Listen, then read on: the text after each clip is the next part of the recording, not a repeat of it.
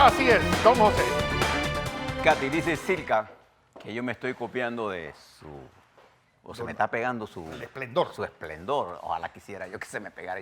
Porque ahora sí, cuando usted se viste azul, camisa blanca, pues póngase una corbata. Pero no, cuando se pone corbata de raya, no se ponga corbata de rey, porque parece loco. Pero bueno, hay cosas que no se pueden evitar, ¿no? Ella luce un azul de ese, ¿cómo que le llaman? Royal Blue. Royal Blue. Y se ve regia. Bueno, hay varios temas importantes que queremos conversar en la mañana con ustedes nacionales. El primero, sin lugar a dudas, lo que pasó ayer en la lectura de la sustentación del veredicto que ya el Tribunal de Juicio había dado en el caso de Ricardo Martinelli. Nosotros pensábamos que esa lectura se iba a hacer a las 9 de la mañana. En realidad, la lectura arrancó a las 5:15 en punto. Tomó un poco más y tomó casi 4 horas, de manera que terminó cerca de las 9, casi iban a ser las 10 de la noche. Yo creo que la frase final es, nos encontramos con una máquina fiscal pues ineficiente, ineficaz y errática.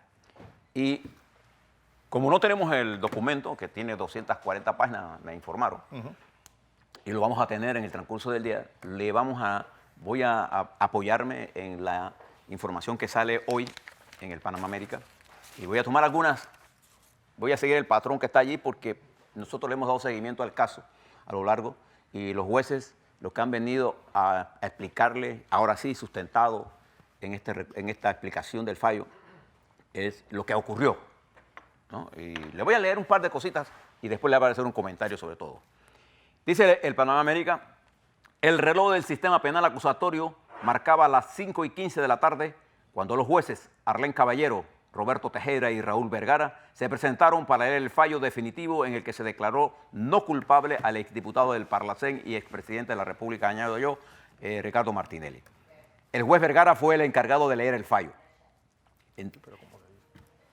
El tribunal también dejó en evidencia las falencias del Ministerio Público en cuanto al manejo de las pruebas digitales, las cuales, según los jueces, no fueron manejadas adecuadamente, lo que impidió que la defensa del acusado pudiera hacer el debido contradictorio. Seguido, y ante la mirada desconcertada de los fiscales Aurelio Vázquez y Ricardo T. González, el juez narró cómo los 8 funcionarios del Consejo de Seguridad Nacional, que fueron presentados como testigos por parte de la Fiscalía, declararon lo que conocían dentro de la causa en el periodo en que se basa la acusación. El Tribunal de Juicio quedó claro que ninguno de los testigos presentados pudo demostrar qué se hacía en el edificio 150 del Consejo de Seguridad. Llamó la atención, sigue diciendo el periódico, cómo el testigo protegido llegó a este proceso y cómo fue interrogado por Juan Carlos Varela y Jacinto Gómez, quienes realizaron funciones propias de la Fiscalía y no le comunicaron que se podía autoincriminar, y es más, le instaron a que denunciara lo que conocía, indicó el tercer juez de este proceso. Vergara fue claro en señalar que si tanto Varela como Gómez conocían del hecho, ¿por qué no lo denunciaron ellos mismos? También cuestionó lo que sucedió con Pití, luego de dar su declaración de ser enviado a Washington, Estados Unidos, como agregado de la misión de Panamá con un salario de $7,500. Y comienza, acuérdense que esto terminó tarde, y claro, para los periódicos que tienen que cerrar plana, aquí se toman algunas cosas. Pero yo quisiera decirle lo siguiente para que usted recuerde cómo enfocar esto. En primer lugar, el proceso fue armado desde el Consejo de Seguridad. Legalmente, hasta la fase intermedia fue manejada en la Corte Suprema de Justicia, en donde un juez de garantías, que era el magistrado Mejía, y un fiscal, que era el magistrado Díaz, Harry Díaz, son los encargados de este proceso desde el punto de vista jurisdiccional, desde el punto de vista formal. Pero el proceso se armó en el Consejo de Seguridad. Y todo lo que se presentaron como testigos de la Fiscalía, todos, indicaron cómo fue que se armó todo este proceso, a qué presiones fueron sometidos los testigos, cómo se les amenazó y cómo se armó el testigo protegido.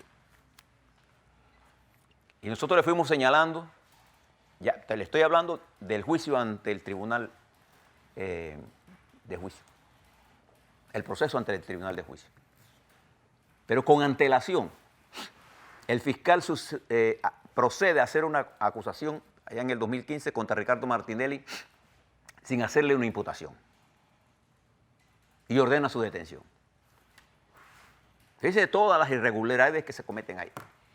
De unos cargos que en la sustentación que le toca al Ministerio Público ante este juicio no existen las evidencias de la vinculación directa de Ricardo Martinelli en los 4 acusaciones que se le hacían. Y es por eso que el tribunal declara no culpable, porque no hay evidencias para probar los cargos que la Fiscalía tiene. De manera que la teoría del crimen que tenía la Fiscalía, desde que se armó el caso en la Corte Suprema de Justicia, no tenía sustentación jurídica. Y no es un problema de forma, es un problema de que el caso no tenía el peso jurídico.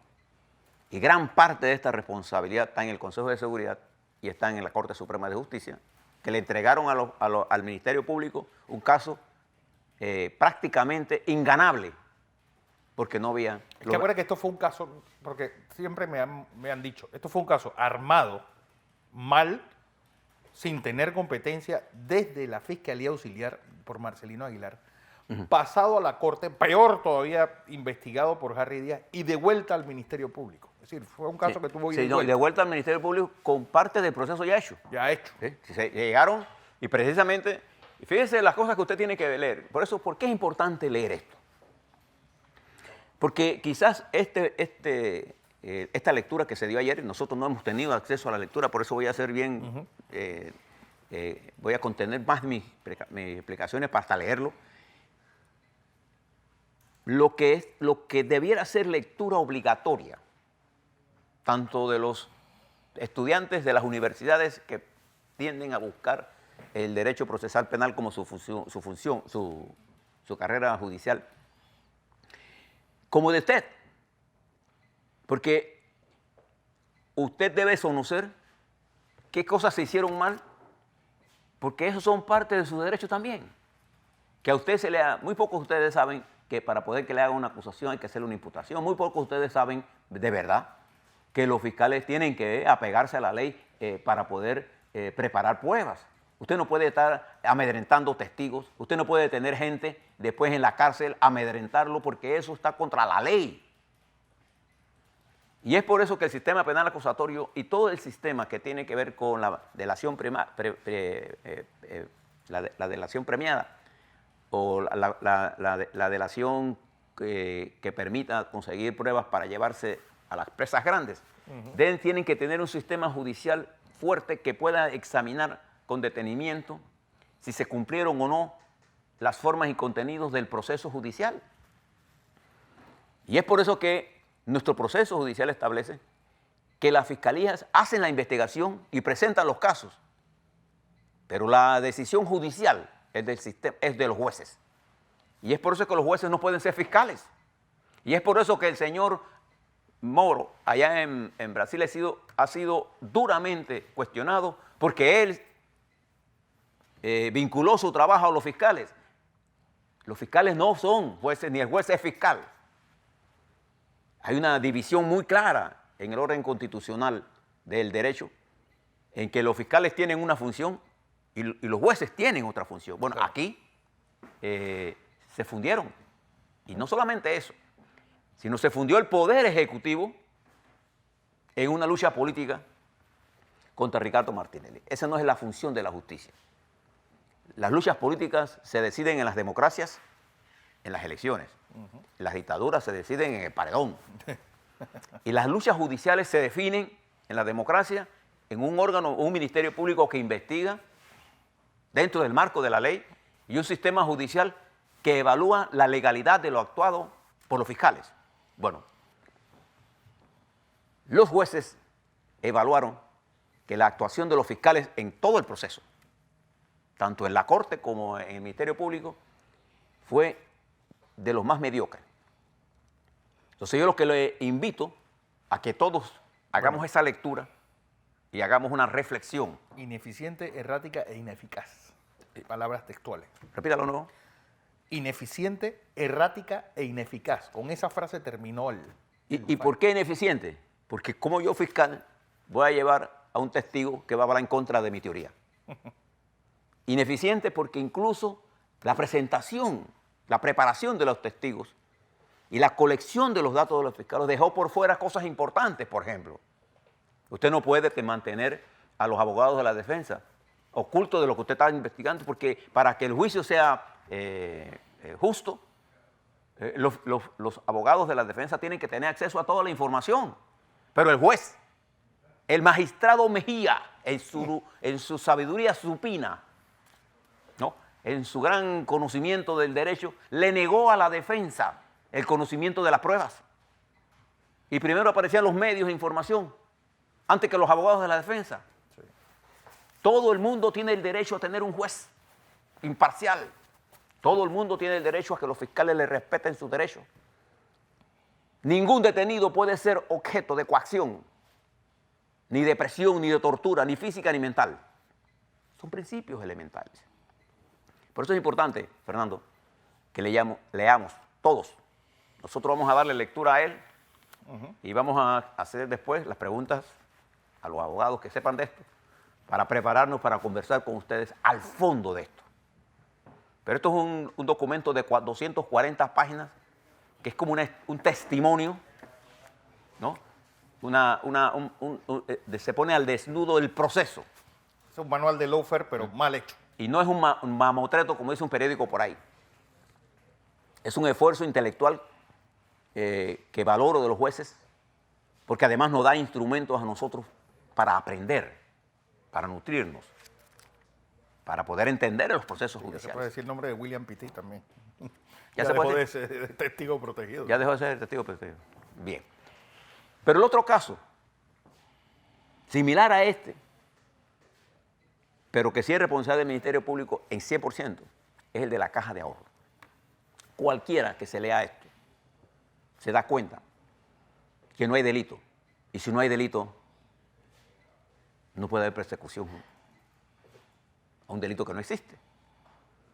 Y los jueces en ese proceso, al evaluar el trabajo del Ministerio Público, determinaron que no existiendo la causal del delito, no hay proceso. ¿Cómo puede haber una lesión patrimonial cuando no hay pérdida de patrimonio? A ver. Es que no solamente que no hay pérdida de patrimonio, sino que parece que esta gente es como más dura de entender que cuando tú no pagas un préstamo, eso es parte del... tanto la Caja de Ahorros como el Banco Nacional se manejan dentro de las leyes de la banca comercial. Claro, es decir, es un patrimonio privado. Es un patrimonio privado. Es decir, si tú no pagas, es como si tú, ahora que ustedes no le paguen un préstamo al Banco Nacional, cosa que no fue en este caso, los acusen de peculado, tanto al que no paga como al que le prestó. Pero espérese, en este caso particular de la Caja de Ahorro, los que pidieron el préstamo, la línea de crédito, porque fue una línea de crédito, una línea de crédito, exacto, tenían asegurado con garantías suficientes en 2 veces y media más el costo de ese préstamo. Y como esto se regula, como dice Fernando, por la vía del derecho privado, entonces el banco, siempre, todos los bancos cuando le dan un préstamo a usted, corren un riesgo. ¿Se paga o no se paga? Pero ellos tenían la cobertura. Pero no solamente eso, los certificados de no objeción estaban disponibles para la caja. Y la caja recobra todo su dinero y se gana $1 millón. Pero bajo la teoría estúpida de Saltarín, que lo tengan donde quieran, y de Ugaz, que él dice que uno puede cometer peculado por pensar que lo va a hacer. Para que vean la clase de estúpidos que nosotros tenemos aquí como asesores. Si yo pienso en algo malo de usted, en el derecho eso no es un... ¿Cuántas veces usted ha pensado mal de su mamá, de su papá, de sus hijos? Sí. Eso no es el hecho material el que importa. Pero de aquí, y creo que la Fiscalía pierde el tiempo en llevar esto porque yo no veo forma en que la Corte Suprema de Justicia pueda rebatir una teoría tan simple como esta. Sí. Si uno tiene que preguntarse, Ok, se hizo una línea de crédito. Sí, esa línea de crédito pero tenía garantía, sí, tenía garantía. ¿Se pagó el préstamo? Sí, se pagó el préstamo. Pero hubo una intención de robarse. No, tú tienes que tener una intención. ¿Alguien se robó 8 millones de dólares? No, entonces... No, ¿quién va a robarse 8 millones de dólares poniendo 60 millones de garantía? Por eso, pues. Es que yo no veo ahí es donde llegan estos fiscales que en el parece caso, que son... sí, incluso, en algunos casos de peculado que se hablan de sobreprecios. Fíjense lo que le voy a decir. El sobreprecio existe cuando yo contrato una obra por 100 millones de dólares. Póngase que voy a construir un edificio de 1.000 metros cuadrados, termino los 1.000 metros cuadrados, yo oferté 100 millones y yo presento que voy a cobrar 120 millones. Ahí sí hay un sobreprecio de 20 millones de dólares. Pero si yo contrato 1.000 metros cuadrados y mi cliente me pide 1.000 metros más, porque creyó que sus planes no estaban adecuados y se hacen las órdenes correspondientes, entonces ahí no hay un sobreprecio. Ahí hay un cambio de diseño para ampliar el servicio por el que usted me contrató y yo tengo el derecho a que usted me pague lo adicional. Bueno, ahí hay una confusión en algunos procesos que se hacen confundiendo lo que pide, las órdenes de cambio que pide el cliente, en este caso el Estado, a una constructora o a alguna prestadora de servicios, porque eso es adicional. Bueno, es que es igual de estúpido de que tú el caso Mochila, Grano, que el peculado es por todo el contrato. Sí, cosas como esas. Pero no es estupidez. ¿por qué es importante aprender de todo esto? Porque igual que el caso Ricardo Martínez, que es quizás por la prestancia de la figura el política, epítome pero que ahí se resumen los errores, los compendios de los errores de la época, del quinquenio. Y en el caso de la caja de ahorro, porque tiene un impacto importante en la estructura bancaria nuestra. O sea, un precedente de esta naturaleza podría pasar que cualquiera que pida un préstamo en el Banco Nacional lo paga, pueden acusar de peculado al gerente del banco. ¿Por qué? A la junta directiva, al gerente del banco, a los ejecutivos que tramitaron. Y estas son las cosas que uno tiene que estudiar para hacer las correctas. Por eso yo le explicaba ayer también el caso de Odebrecht. Claro. Y alguien me preguntaba, me decía a mí, ¿por qué usted no explica el asunto de la multa? Se lo digo nuevamente, en el caso de Odebrecht, la multa se estableció por los 59 millones que puso los Estados Unidos, y lo que hizo la Procuraduría es elevarlo a 60 y lo duplicó. O sea, ahí hay 120 millones. ¿Y por qué llegaron a 220? Porque además de eso, la Procuraduría acusó a Odebrecht de utilizar el sistema financiero panameño y por eso le puso 100 millones y por eso la multa es de 220 millones. Pero lo que se determinó en el Departamento de Justicia de los Estados Unidos, por todos los papeles que ellos disponían en ese momento, es que había habido un fondo indebido de 59 millones de dólares que se rindió en Panamá 60.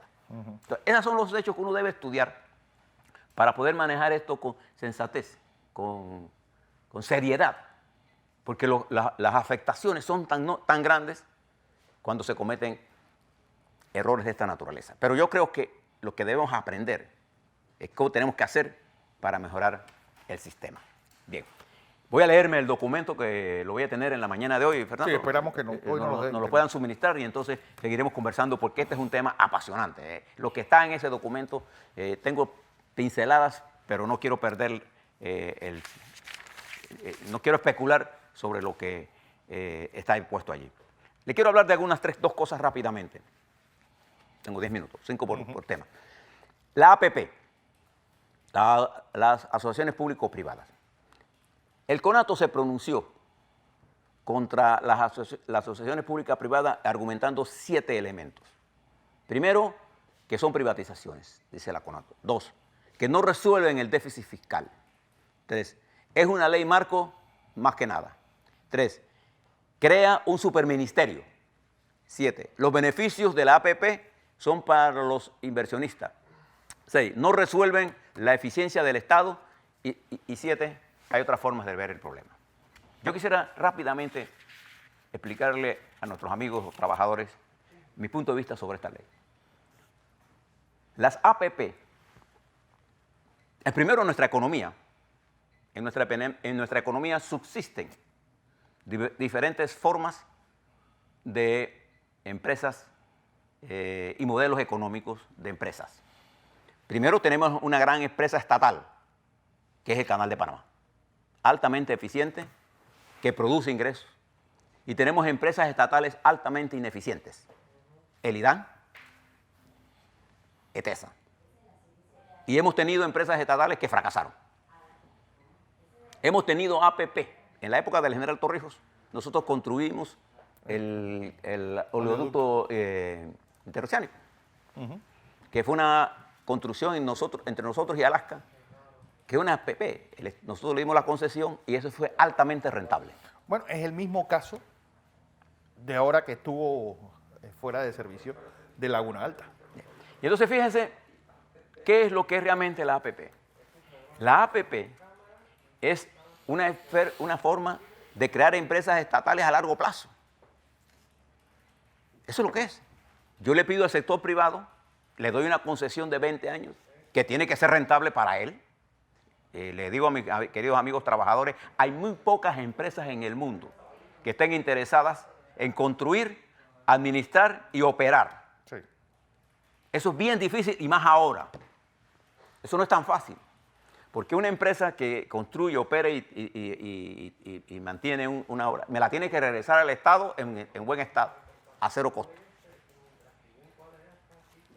Y conseguir un financiamiento para manejar eso no es tan fácil.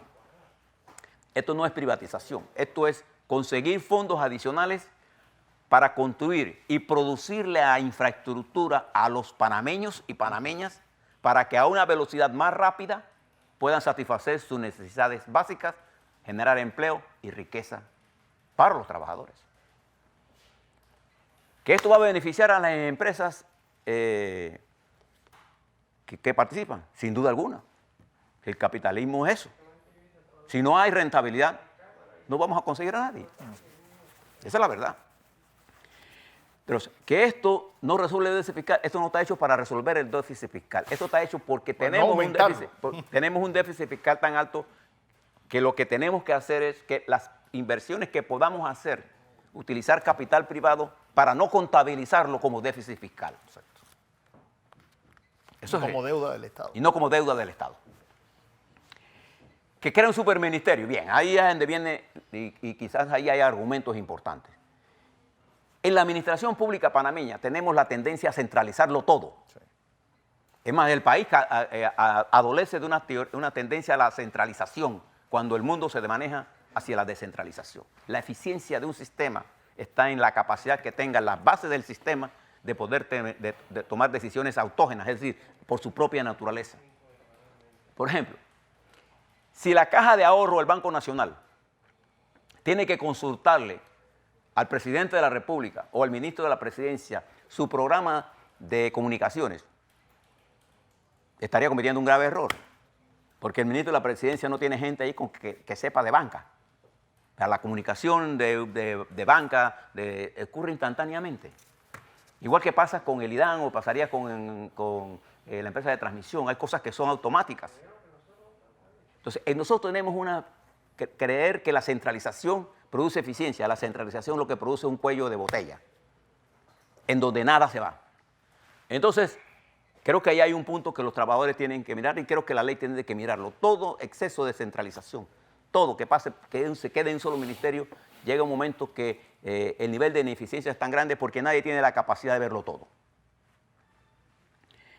Que no resuelven las deficiencias del Estado. Las deficiencias del Estado no se van a resolver con esto. Las deficiencias del Estado se van a resolver en la medida en que el Estado se haga más pequeño. Nosotros tenemos exceso de empleados públicos porque no hemos generado los suficientes empleos privados para quitar empleados del Estado, porque el Estado se ha convertido en el principal empleador. Y donde pasa eso, los Estados son ineficientes. Entonces nosotros necesitamos que nuestra juventud entre a ser empresarios, entren al modelo de desarrollo empresarial, que es lo que está haciendo, por ejemplo, China, que es lo que está haciendo, por ejemplo, Europa, que es lo que está haciendo India, que es lo que está haciendo Vietnam, que es lo que está haciendo Camboya, que es lo que está haciendo Polonia, que es lo que tiene que hacer y ha hecho Panamá exitosamente, pero necesitamos hacerlo masivamente. Las APP no están hechas para resolver la deficiencia del Estado. que no es la única y la mejor solución. Claro que no es la única solución. Yo estoy de acuerdo con los trabajadores. No es la única solución. Hay otras soluciones. El problema es cuál es la solución cuando nosotros estamos llegando al tope del endeudamiento y cuando nosotros, si nos endeudamos más, pagaremos más por el dinero. ¿Cómo nosotros resolvemos el problema de la necesidad de darle suministro, por ejemplo, a la cuarta línea de transmisión? ¿Cómo nosotros construimos la cuarta línea de transmisión para darle al sistema estabilidad, confianza,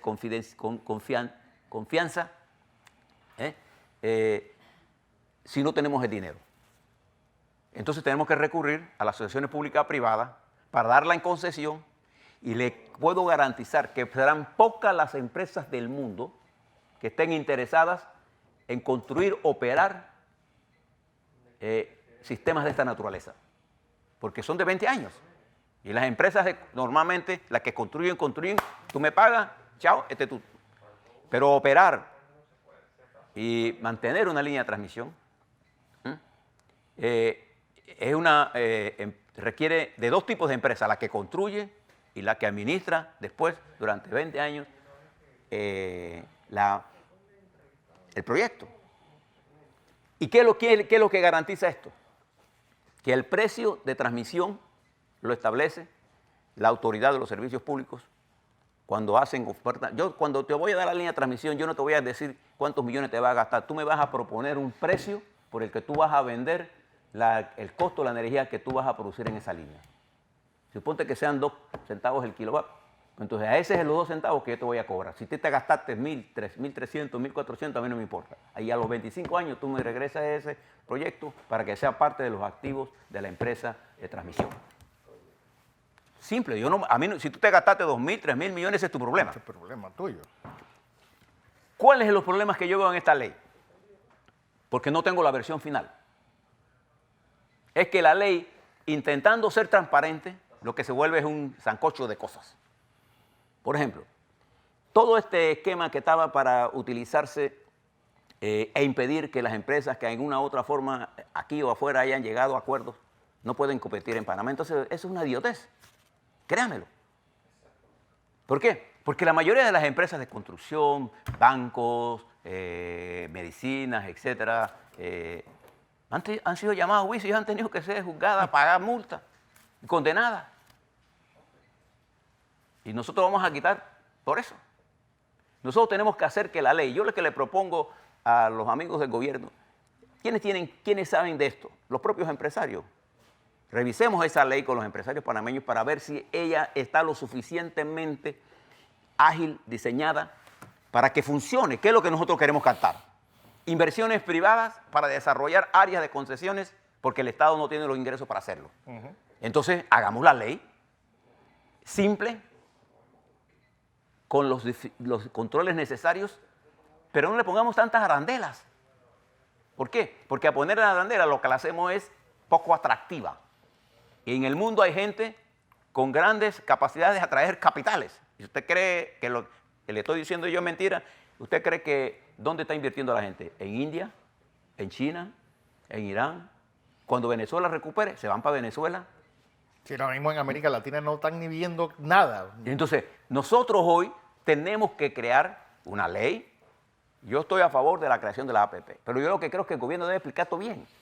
Y no creo que la velocidad con que la pasen en la Asamblea es porque yo la necesito, la paso. Mi preocupación con respecto a esta ley, la mía, profesionalmente hablando, y mi preocupación con la ley pública de las licitaciones es que tenga exceso De legislación. de transparencia, porque el exceso de transparencia conspira contra la eficiencia. Entonces tiene que haber un balance entre la transparencia y la eficiencia, porque lo que yo necesito es atraer capitales a la mayor velocidad, a la menor traba posible y al control más eficiente posible. Entonces, mi estructura administrativa tiene que tener libertad empresarial, no amarre administrativo gubernamental. Fíjense la diferencia. Si la ley cumple eso, la ley es buena. Les voy a hablar mañana, porque ya se me acabó el tiempo, del IDAN y de medicinas. Dos temas que son fundamentales para usted. Así es. agua y medicina.